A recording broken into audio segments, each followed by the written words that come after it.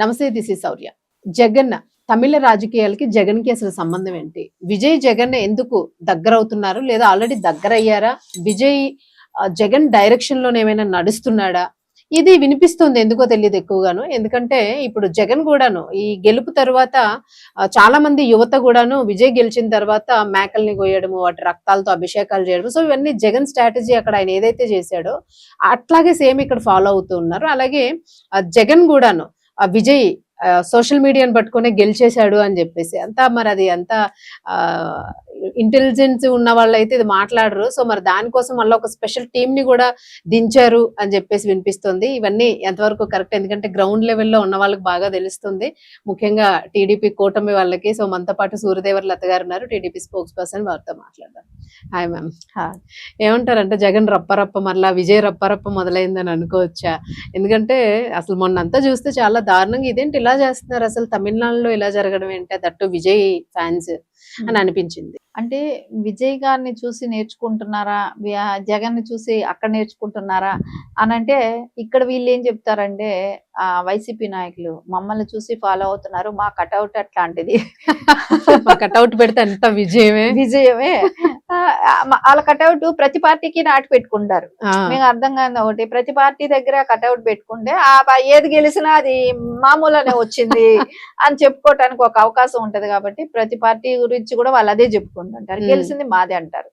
కానీ ఇక్కడ చూస్తే సోషల్ మీడియా మూలాన అధికారంలోకి రావడం అనేది ఇంపాసిబుల్. ఎందుకంటే తమిళనాడు రాజకీయాలు ఎట్లాగా ఎప్పుడు సినిమాకి సంబంధించే ఉంటది. అక్కడ ప్రతి వాళ్ళు సినిమాకి సంబంధించిన వాళ్ళే. అన్నా డిఎంకే గానీ ఇవన్నీ కూడా సినిమాకి సంబంధించిన వాళ్ళే. అన్నా దొరై నుంచి తీసుకుంటే అందరూ సినిమా ఇది ఉన్న వాళ్ళే. కరుణానిధి కావచ్చు, ఎంజిఆర్ గారు కావచ్చు, మళ్ళా జయలలిత కానివ్వండి, స్టార్లిన్ గారు, ఉదయనిధి, వీళ్ళందరూ కూడా సినిమా పరిశ్రమకి. ఇంకా కొత్త పార్టీలుగా చిన్న చిన్న పార్టీలు పెట్టిన వాళ్ళందరూ కూడా కరుణానిధిగా, ఇది విజయకాంత్ గారు కానివ్వండి, శరత్ కుమార్ కానివ్వండి, ఇంకా కమల్ హాసన్ గారు కూడా పెట్టారు. అందరూ కూడా మీరు చూడండి రాజకీయాలకి. వైగో లాంటి వాళ్ళు కొంతమంది ఉన్నారు, అది చాలా తక్కువ, రేర్ పర్సన్స్. వాళ్ళు ఏమీ అధికారాన్ని చేపట్టలేదు, వాళ్ళు ఎప్పుడు సీఎం అవ్వలేదు.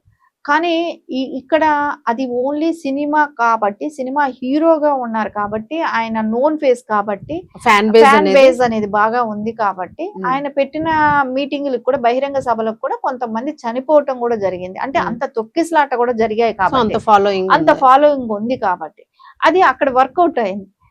అంటే ఒక సినిమా వ్యక్తి ఎప్పుడు కూడా స్క్రీన్ మీద నుంచే మాట్లాడుకుంటారు, మామూలుగా స్క్రీన్ మీదే చూస్తారు. అది అట్లా వర్కౌట్ అయింది. అది జగన్మోహన్ రెడ్డి గారికి వర్కౌట్ అవుతుంది అంటే అవ్వదు.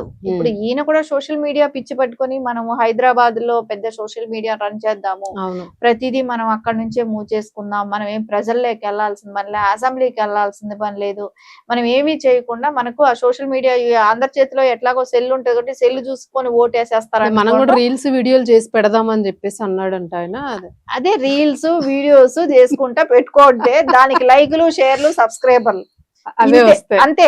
ఓట్లు రావు.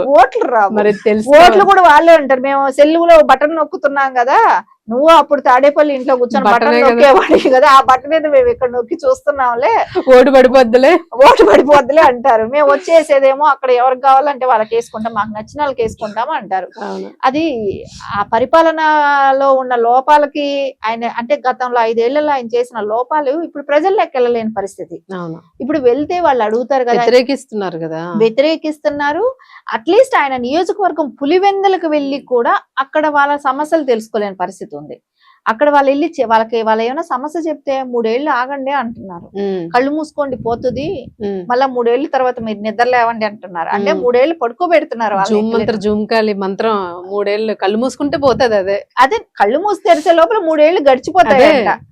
ఇంకా అలాంటి సజెషన్ ఎవరైనా ఇచ్చే వాళ్ళు ఉంటారా?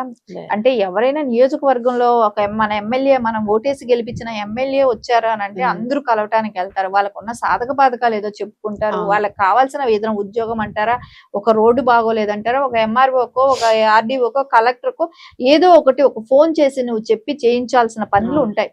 సో అట్లీస్ట్ అవి కూడా నువ్వు చేయలేని, గ్రౌండ్ లెవెల్ కి వెళ్లకుండా, అసెంబ్లీలకు అటెండ్ కాకుండా, అంటే వాళ్ళ నాయకుల్ని ఎవరిని కూడా, ఇప్పుడు యథా రాజా తదా ప్రజ, మన నాయకుడు వెళ్ళకపోతే వాళ్ళ నాయకులు వెళ్తారా, కార్యకర్తలు వెళ్తారా?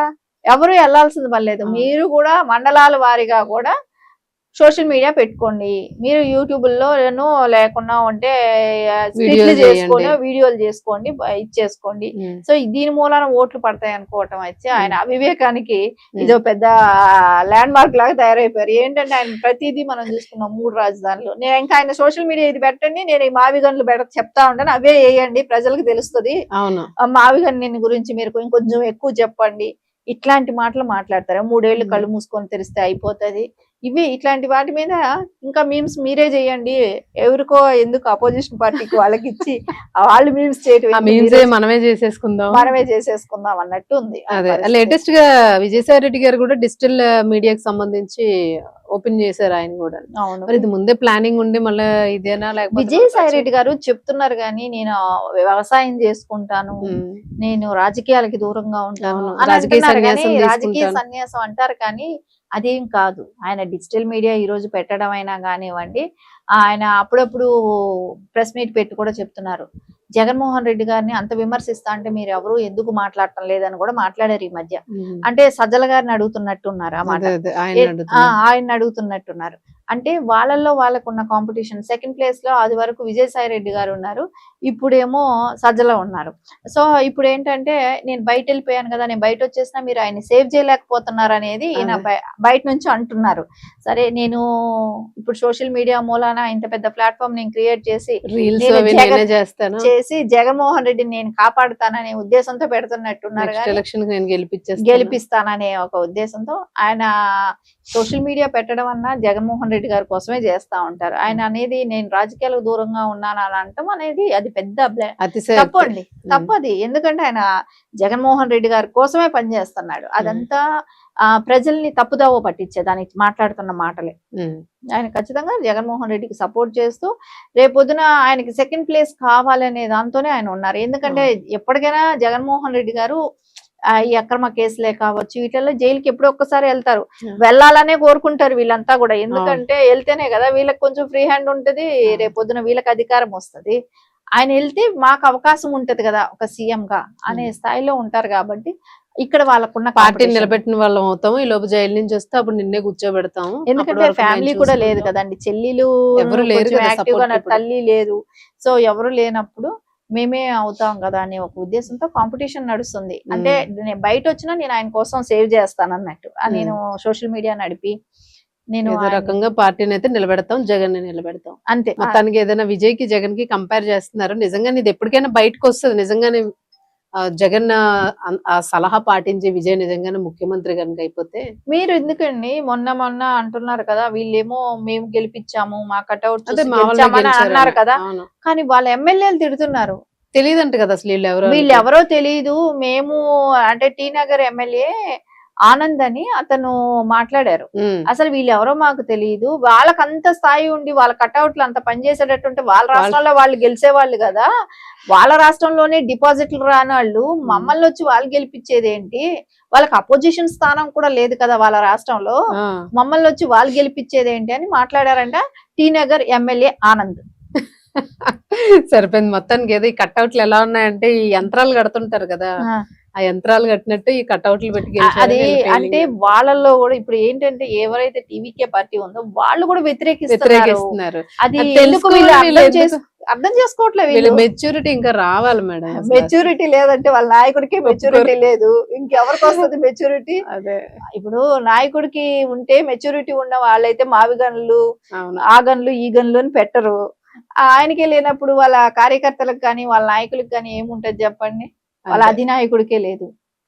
రైట్ మేడం, చూద్దాం ఏం జరిగిద్దో. Thank you.